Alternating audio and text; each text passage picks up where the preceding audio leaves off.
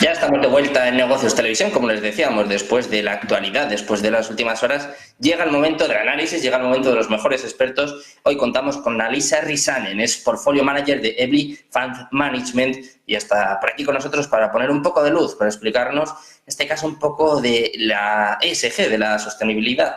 Hi, Anna Liisa, thanks for coming to Negocios Televisión. Hi, thank you, and I'm really excited to be here today. Thank you, Anna. We want to talk about the sustainability. It has become a key focus for investors. And how do you think the Nordic markets are positioned to take advantage of this growing demand for sustainable investments? Well, there are kind of like couple key elements that helps us to understand how we are positioned at the moment and why. The first element is cooperation.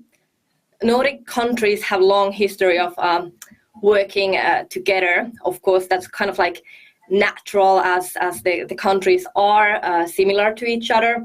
And we also share the same values.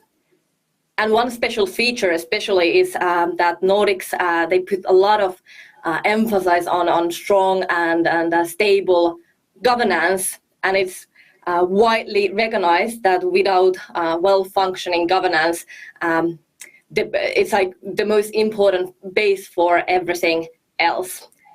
The second element is nature and natural resources. So Nordic people, they cherish the nature we have, and we have large natural resources. For instance, forests, they play a big role in Finland and Sweden. And also, if we look at how the sectors are tilted, they are tilted a bit more towards these traditional industries, which are, of course, important also in terms of climate change. And of course, nothing happens in isolation. So it's kind of like clear that also the Nordic investors share the same values and the same mindset. And that's why actually Nordics are dominating these ESG country ranking lists as we are cooperating together. We share the human capital as well as the natural resources. So we are in a really good position at the moment. And are there any challenges or areas where the Nordic markets could further even improve their ESG approach to maintain their competitive edge in sustainability? Yeah, well, in order to keep this position at the moment, the discussion and everything is kind of like going around with these large companies. It's of course understandable as they have the resources, so it's quite clear that they are showing the way. They are also getting a lot of pressure from Nordic investors, but in order to kind of like give the competitive advantage, we also need the smaller companies to be part of this. Otherwise, the kind of like the slope of the development curve will flatten. And of course, smaller companies, they don't have the resources probably. And if we think about the regulation, it's it is a jungle at the moment. So no wonder why probably many smaller companies think that the benefits of integrating ESG into their strategy is not offsetting the costs. But we definitely need like all the society be part of this. Investors in Nordic equities are driving ESG. Could you explain how these investors are playing an active role in promoting sustainable practices in companies in the region? Yeah, well, if I also reflect a bit of my own investment process, of course, everything starts with integrating the ESG into the investment process. It's really important part of the risk management side. But I think also ESG investing can create positive alpha. If we think about companies or solutions that are doing something good, and in part of this change, there is probably also good underlying demand, especially if the regulation is supporting that. At the same time, for instance, if we think about EU taxonomy, one of the goals of that is to kind of like make financing easier and cheaper for the companies that are good and making the change. So in that sense, that is also could be seen as like kind of like a factor that reduces costs. And of course, I'm also trying to search these companies. At the same time, of course, there are companies then that are not in that beneficial situation. There are also companies and subsectors and even sectors that are having this great momentum at the moment in terms of ESG. There are a lot of ESG drivers probably like driving these companies. And when we look at the valuation of these kind of companies, for instance, price to earnings, that valuation tends to be quite high quite often.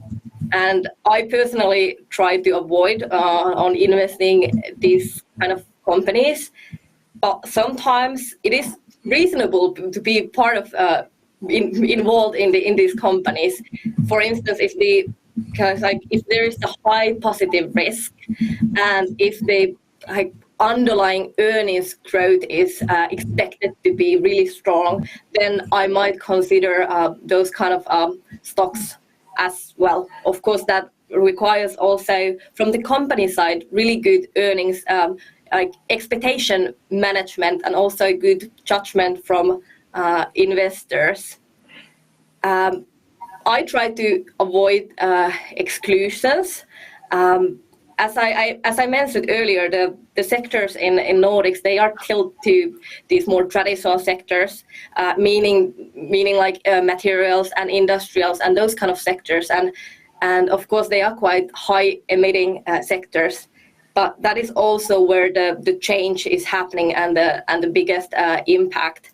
And there is among Nordic investors this general understanding that it's better to be actually involved in these sectors and in these companies and try to make the change there rather than just exclude that. Better option than exclusion is engagement and active ownership. So if we think about the Nordic market, it's relatively small, but that also gives us, the Nordic investors, really good access to the companies, to the management of the companies.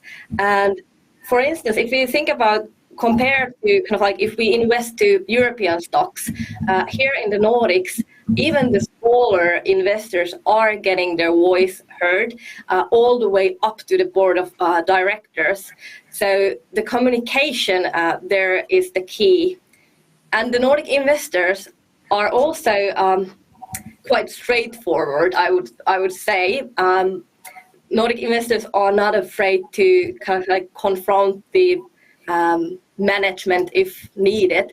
For instance, like real world example from last year, there's this utility company based in Finland, Fortum, or headquartered in Finland, and at the time it had a lot of operations in Russia. And also at the time it also owned the German utility company Uniper. And Uniper also had a lot of operations in Russia. And those Russian operations were extremely high emitting operations.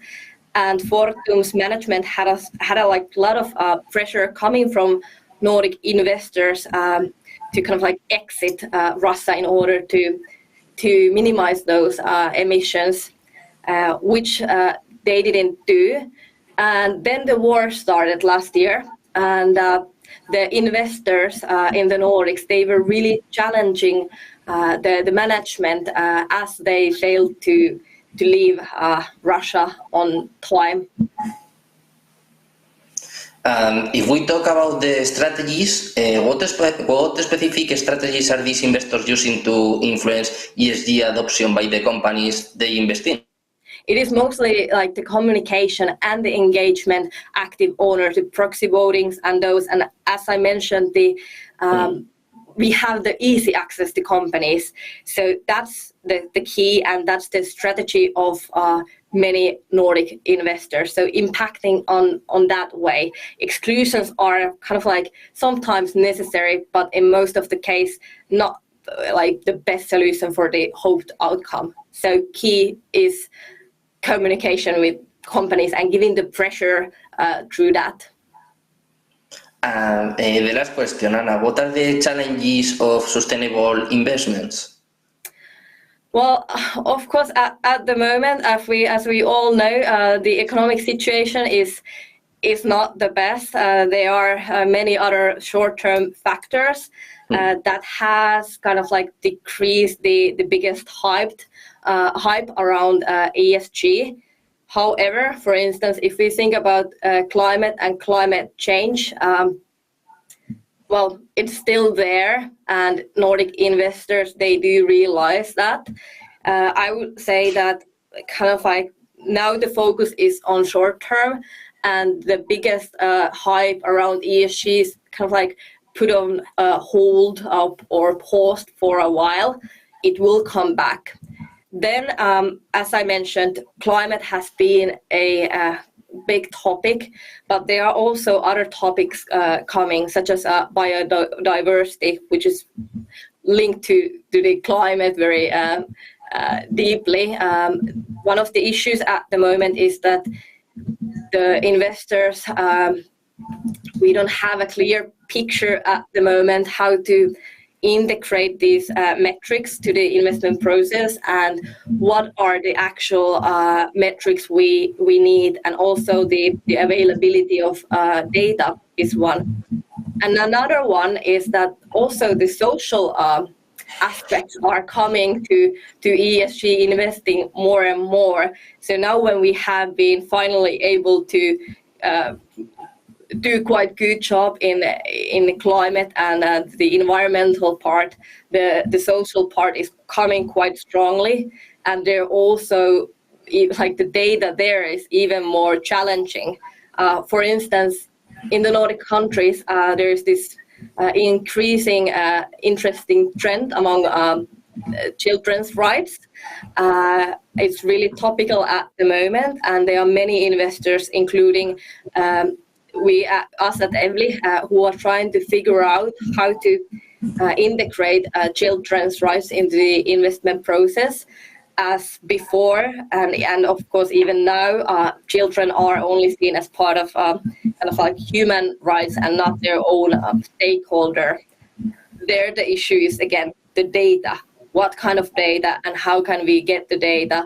And also the companies don't know what kind of data the investors are needing, so they are not reporting well enough at the moment.